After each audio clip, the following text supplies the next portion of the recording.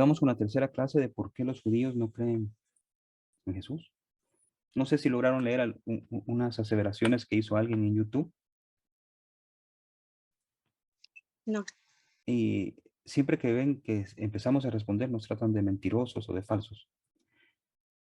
Y a eso me refería al principio. Uno de los problemas que vamos a tener en el análisis de la escritura cuando el Nuevo Testamento hace referencia a ello, es que siempre citan la parte y no el todo. Pero vamos a hacer un resumen de lo que hemos visto hasta ahora. Hemos citado en 8 versículos diferentes del mismo autor, en la mayoría, 2 de ellos fuera del libro de Isaías. ¿Quién es el siervo? Dice, ¿quién es el siervo de Dios? Y el siervo de Dios es Israel. En el versículo 10 de Isaías 53 vimos que ese siervo es referido en la escritura, en el lenguaje original, en plural, ellos y no él. Por lo tanto, no puede ser Mashiach. Vimos que Alma no es una virgen, es a una mujer joven y por lo tanto la profecía del nacimiento virginal en Tanaj no existe. Existe en la interpretación o la forma en que lo quieren ver, pero en el lenguaje original de la escritura que están citando para justificarlo, no existe. La profecía sobre una mujer embarazada que en ese momento estaba presente, que iba a ser una prueba para el rey actual, que lo más seguro era la esposa de Isaías.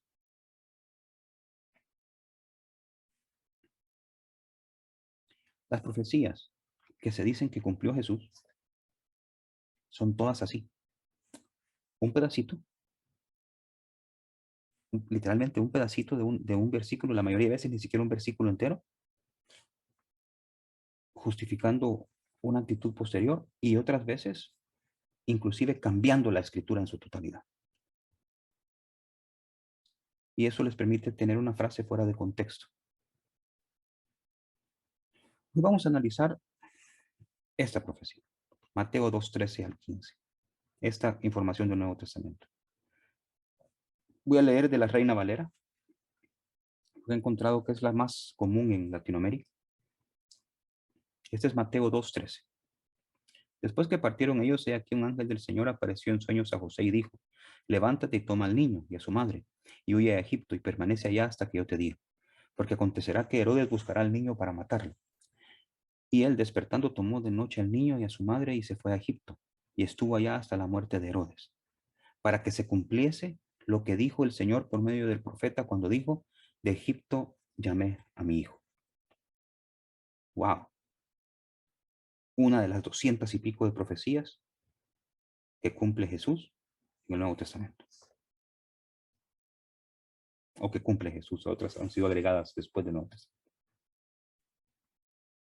A esto es lo que el judaísmo responde. Esa es una referencia a Oseas 11:1. Y aquí dice, de Egipto llamé a mi hijo. Pero ¿de qué está hablando Oseas 11:1? ¿Está hablando del Mesías?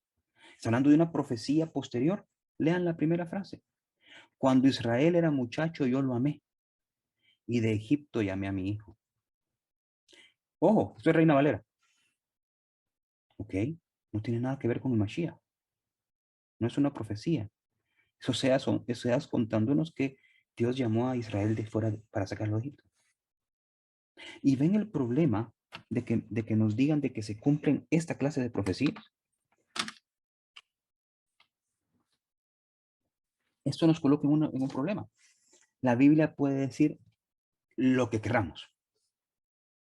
O sea, un joven podría decir, está claramente profetizado que mi novia se iba a alejar de mí porque aquí dice, tanto más se alejaban de mí. Eso es citar algo que no tiene que ver. Lo que pasa es que la mayoría de nosotros en el cristianismo, cuando estábamos allá, no estábamos tan conscientes del lo que llamábamos Antiguo Testamento, del Tanaj. Entonces, primero tuvimos la idea del Nuevo Testamento y quisimos aplicar el Antiguo. Y solo íbamos, leíamos de Egipto, llamé a mi hijo, ahí está, ya nos vamos. Pero no leíamos el capítulo completo. Y no leemos el capítulo completo. Si esto lo hiciera en un contrato legal, me llevan a juicio. Entonces aquí tenemos una muestra y vamos a seguir viendo más durante las clases que agarran una frase, aquí hace parecer que se está cumpliendo una profecía, porque todo esto sucede para que se cumpla la profecía de Isaías, de Oseas 11:1, de Egipto y a mi amigo. Cuando vamos al Tanaj, no existe esa profecía o no está hablando de eso. Entonces, no está hablando de Jesús, no está hablando ni siquiera de Mashiach para decir, es una escritura de Mashiach, es una profecía mesiánica, los dos la aceptamos, pero no la aplicamos a Jesús por eso. No, aquí está hablando de Israel, está hablando del pasado. También nos dicen que en el versículo 6 de Zacarías 14, creo que es, ¿qué heridas son estas en tus manos? Y él responderá, con ellas fui herido en casa de mis amigos. Y han asegurado algunos cristianos, tengo que aceptar que algunos ya no lo están haciendo, porque se han dado cuenta del error. Y dicen, aquí está la prueba en el Antiguo Testamento de que Jesús iba a ser dañado de sus manos, es decir, los clavos en la mano de Jesús. Y he visto a gente enseñándolo así, se va a enseñar las heridas de sus manos, los clavos.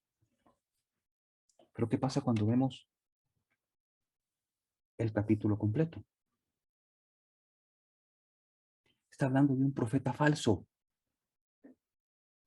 Los profetas falsos, que al final van a ser castigados y que al final van a tener que pagar y al final van a ser anulados. No están hablando del Mesías. Muy claro en frases como, no vivirás porque has hablado mentira en el nombre de Hakadosh Baruj Hu. Su padre y su madre que lo engendraron le traspasarán cuando profetizare. Será en aquel tiempo que todos los profetas se avergonzarán de su visión cuando profetizaren. Los profetas obviamente falsos. Ni nunca más vestirán el manto velloso para mentir y dirás, no soy profeta. ¿Qué está diciendo ese personaje? Ya aceptó que no es profeta, que era un profeta falso. Labrador de la tierra, pues he estado en el campo desde mi juventud. Y a ese profeta falso le preguntan quién son sus heridas en la mano. Y él dice que fue herido en casa de sus amigos. No tiene nada que ver con Mashiach. Sin embargo, si hacemos una encuesta, la mayoría de cristianos creen que este versículo le está diciendo de que Jesús fue herido. Cuando leemos el capítulo entero, nada que ver con él. Entonces, ¿solo hay perdón por el derramamiento de sangre en Israel? Dijimos que era mentira. No es cierto. Dice Jonás 3:10. Esa es la historia de Jonás, la historia de Nínive. Y vio Dios lo que hicieron, que se convirtieron de su mal camino. Se arrepintió del mal que había dicho que les haría y no lo hizo. ¿Qué es convertirse del mal camino? Hacer teshuvah. Entonces, la teshuvah es lo que trae perdón de pecados. Y no hemos analizado todavía el sacrificio de animales. Pero ¿cuántos animales sacrificó Nínive en el templo? 0. No hubo sacrificio de animales. Y hubo perdón de pecados. Es decir, la teshuvah, con teshuvah obtenemos el perdón de nuestros pecados. Eso está claro en Jonás 3:10. Una nación entera, ¿eh? No una persona, una nación entera. Entonces, en el Tanaj, la teshuvah consigue perdón de pecados. Reconocer que he pecado frente a Hakadosh Baruj Hu y empezar mi proceso de teshuvah es lo que me perdona los pecados. Cuando está el rey David frente a Natán y el rey David acaba de cometer ese cortocircuito, Natán le cuenta la parábola de que hace que David diga que muere ese hombre y le dice, eres tú. David se da cuenta que es él el que ha pecado y le dice, pequé contra Hashem. ¿Y qué le dice Natán a David? También Hashem ha remitido tu pecado. Reconoce su pecado y eso hace que Hashem le perdone su pecado. De nuevo tenemos Teshuvah dando perdón de pecados. Esto es sumamente grave para la causa cristiana, porque no es necesario que muera nadie para tener el perdón de los pecados. En la servicio de la sangre o las obras de la sangre, Abodah Adam, en los Ashkenazi van a decir que le llaman Abodaz porque pronuncian como es el Atav. Estaba el sacrificio animal, recolectar la sangre, llevar la sangre y salpicar el altar con la sangre. Pero esto solo aplicaba a los pecados no intencionales, se llaman pecados por culpa. Y lo vemos claramente en Números 15:24, y lo vamos a ver. También otra escritura, ya vamos. Y los pecados escondidos que no se habían podido probar en la corte y las personas se arrepentían. Por ejemplo, alguien había robado, pasaba el proceso de la corte, había robado $100, pasa el proceso de la corte, no se le puede demostrar. Y esa persona con el tiempo se arrepiente, al día siguiente se arrepiente, llega a la corte y le saben qué, no me lo mostraron, pero sí es cierto, yo hice esto. Esa persona sí tenía que presentar un corbán. Pero además de presentar el corbán, tenía que pagar un 20% más de lo que había robado, es decir, 100 más 20. El corbán se convertía en su proceso de Teshuvah, pero los pecados intencionales no podían ser presentados ante el templo, excepto este concepto. Y después vamos a tener en Levítico 4, también, cuando la persona peca por yerro.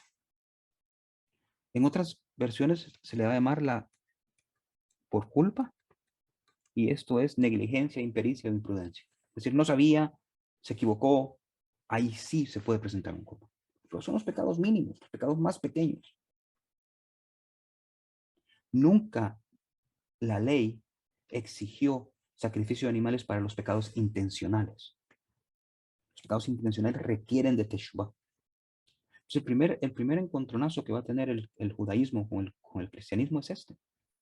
Quizás esa realidad está en el centro del problema, porque no es necesario el sacrificio en el templo para el perdón de pecados. No puedo decirlo lo suficiente. Entonces eso hace que el sacrificio necesario no sea necesario. De hecho, lo vuelve cruel. En Hebreos 10:5 dice: sacrificio y ofrenda no quisiste, más me preparaste cuerpo. Por favor, confírmenlo. ¿Tienen una Reina Valera? O lo pueden ver online ahí en su computadora o en su teléfono. Eso dice: sacrificio y ofrenda no quisiste, me preparaste cuerpo. ¡Wow! O sea que en lugar del sacrificio y la ofrenda, se preparó el cuerpo de Jesús para ser sacrificado en la cruz. Otra profecía cumplida. Miren lo que dice en realidad: no te complaces en sacrificios y ofrendas. Has abierto mis oídos. No has demandado holocausto ni expiación. Eso es lo que dice el Tanakh. Cambiaron, mas me preparaste un cuerpo. Se inventaron esta frase. No existe esta frase en el Tanakh. La frase que está en el Tanakh es: has abierto mis oídos. Osnaim, Asnaim, Caritá, Li. Has abierto mis oídos. Esto es un atropello a la escritura. Esto es cambiar todo para que las cosas pasen. ¿Por qué se lograron salir con la suya? Primero, la mayoría de gente no estudia. La segunda es que la mayoría de personas no van a... Esto es Salmos 47. La mayoría de personas no van a estudiar, la mayoría de personas se van a dejar ir. ¿Por qué? Porque tendemos a confiar en nuestros maestros, nuestros pastores, nuestros líderes. Yo lo que le quiero pedir es que en estas clases no vamos a poder cubrirlo todo así, tan específico. Pero vayan y lean Hebreos 10:5 y Salmos 47. Y por su cuenta vayan dándose de que no es cierto, de que lo cambiaron. Por cierto, esta clase de cosas, de cambiar pedacitos, es de lo que el cristianismo acusa al mormonismo. Teshuvah, ya vimos este versículo. Estos versículos ya lo vimos de que... Y hoy un salmo famoso. Dice: no quieres que traiga sacrificios, no deseas holocaustos. El verdadero sacrificio de Dios es un espíritu contrito. La Teshuvah. Es lo que Hashem quiere. Lo está diciendo el salmista, 700 años antes de la era moderna. No más, 1100 años antes de la era moderna. Entonces, nunca fue necesario el sacrificio en el templo como único método del perdón. Y aprendimos que si leemos Levítico 4, 5 y 6, nos vamos a dar cuenta que solo se trata de sacrificio por los pecados por culpa, es decir, por yerro, por ignorancia, porque no sabe, porque fue negligente, pero nunca por los pecados intencionales. Las excepciones a esas reglas son las que mencionamos de una persona que se arrepiente luego de haber pasado por un juicio y sí presenta un corbán, pero también tiene que prestar restitución del daño causado. Hay otras cosas con las que se podía obtener perdón, ¿sí? Con el rezo. El rezo va a suplantar todo sacrificio en el templo y dice que vamos a ofrecer la ofrenda de nuestros labios. Por eso rezamos. El rezo quita pecados, el rezo perdona pecados. El rey Salomón nos dice en una profecía en la dedicación del primer templo que rezando podemos obtener el perdón de los pecados. Miren la petición del rey Salomón a Hakadosh Baruj Hu. El primer libro de Reyes, capítulo 8, 46 al 50. No se los voy a leer todos para que no se aburran en la clase, pero lo puedan leer después. Dice, y ellos volvieron en sí en la tierra donde fueron cautivos, es decir, ya están en el exilio. Y allá en el exilio se van a convertir y van a orar en la tierra donde están cautivos, ahí donde están en el exilio. Y si dijeren, pecamos, hemos hecho lo malo, hemos cometido impiedad, y se convirtieren a ti de todo su corazón, esto se llama Teshuvah. En la tierra de sus enemigos que los hubieran llevado cautivos y oraran a ti con el rostro hacia su tierra. Por eso rezamos viendo hacia Jerusalén, hacia Israel, hacia el este. Tú irás en los cielos, en el lugar de tu morada, su oración y su súplica, y les harás justicia, y perdonarás a tu pueblo. ¿Cómo se obtiene el perdón de los pecados según esto?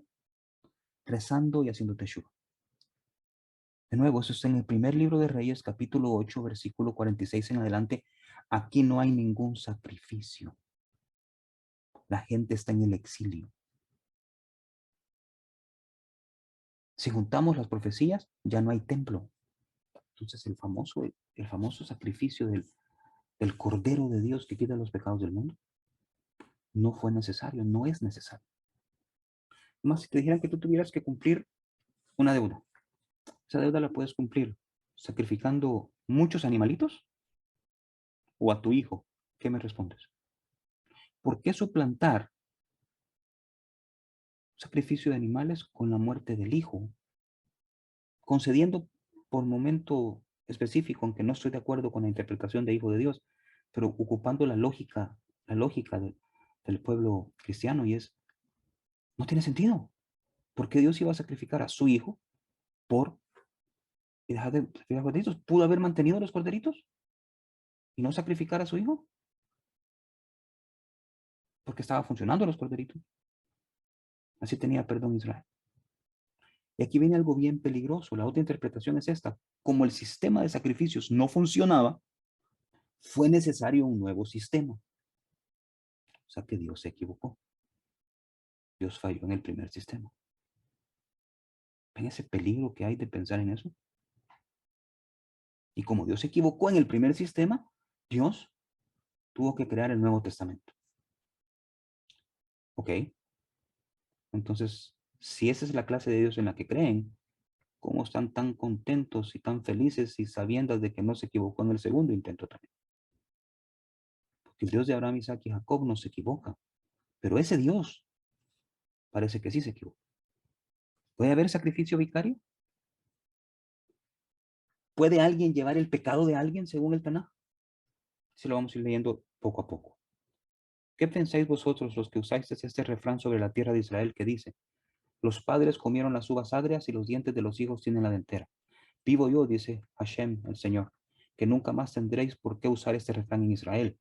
O sea, los hijos no van a pagar por las consecuencias de los padres. Y aquí que todas las almas son mías, como el alma del Padre, así el alma del Hijo es mía. El alma que pecare, esa morirá. Y si dijeres, porque el Hijo no llevará el pecado de su Padre, porque el Hijo hizo según el derecho y la justicia, guardó todos mis estatutos y los cumplió, de cierto vivirá. No tiene nada que ver. El alma que pecare, esa morirá. El Hijo no llevará el pecado del Padre, ni el Padre llevará el pecado del Hijo. La justicia del justo será sobre él, la impiedad del impío será sobre él. Nadie puede llevar los pecados por nadie. Cada quien lleva sus propios pecados, cada quien lleva su propia justicia. Mas si el impío, si aquel que lleva sus pecados se apartare de todos sus pecados que hizo y guardare todos mis asuntos, es decir, hace teshuva, hiciere según el derecho de justicia, de cierto vivirá y no morirá. Todas las transgresiones que cometió no le serán recordadas, su justicia que hizo vivirá. ¿Quiero yo la muerte del impío? Dice Hashem el Señor. No, no vivirá si se apartase de sus caminos, es decir, lo que quiero es que haga teshuva. No hay sacrificio vicario en el Tanaj. De hecho, violaría el Tanaj. Que otra persona pague por mi sacrificio, por mis faltas. Yo necesito arreglar mis faltas. La responsabilidad es mía,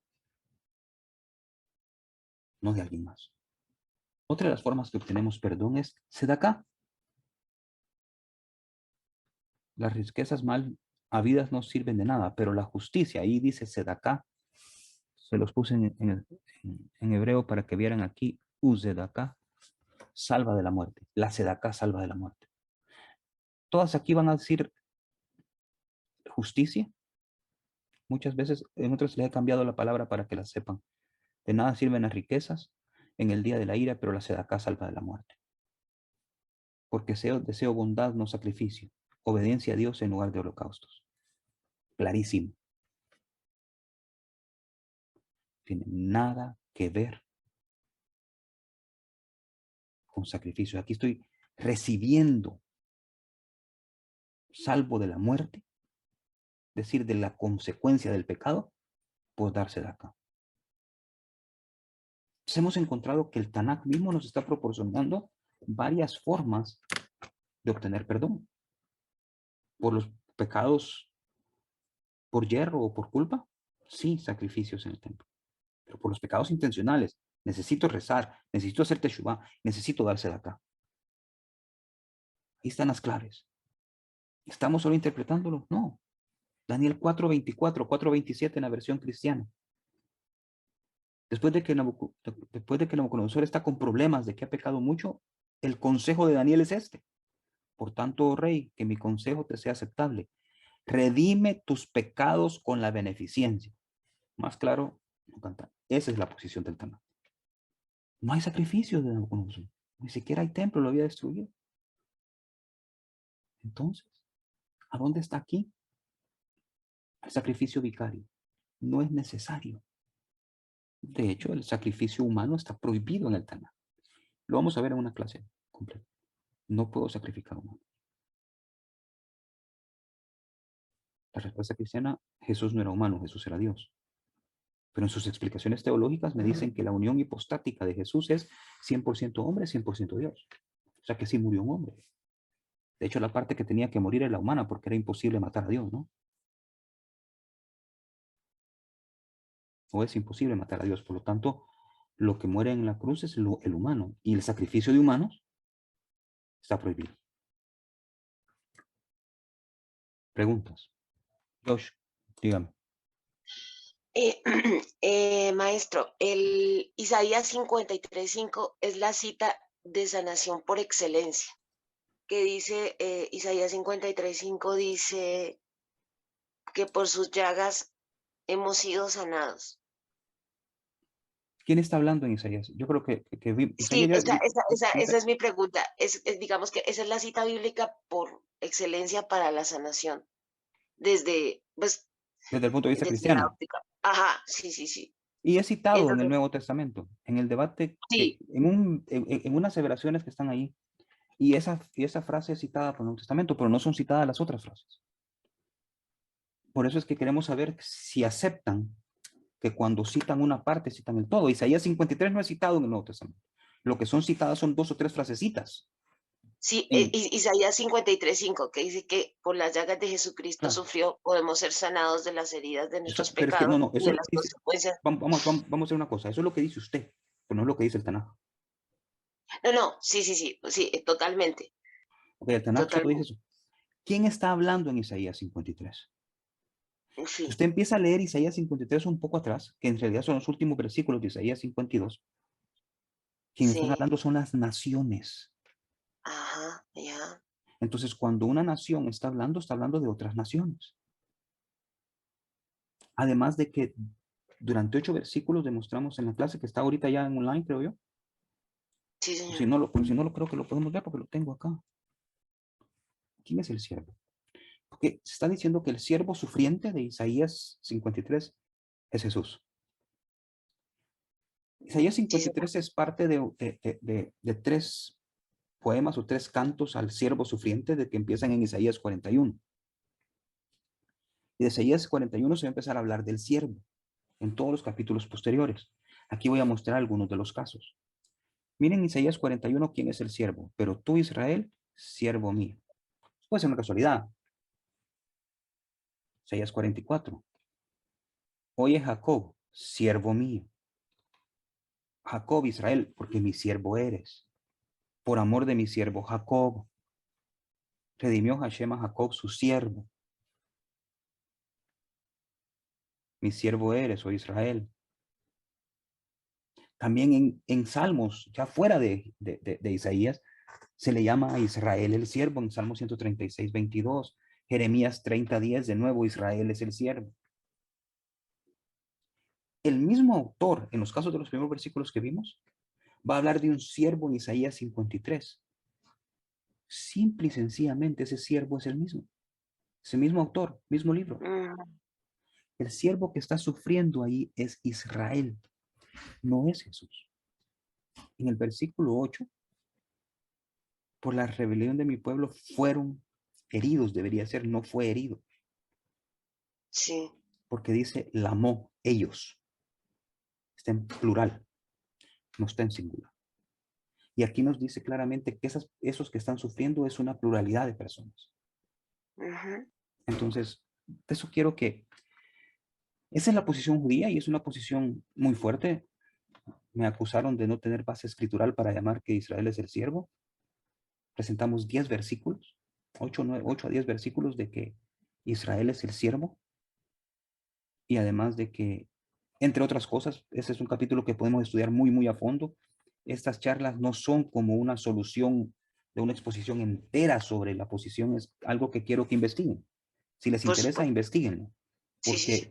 porque no quiero que me crean. Puede ser que yo me lo inventé. Es algo que tiene que ver cada quien. Si alguien comprende el dolor de dejar el cristianismo, soy yo. No es fácil.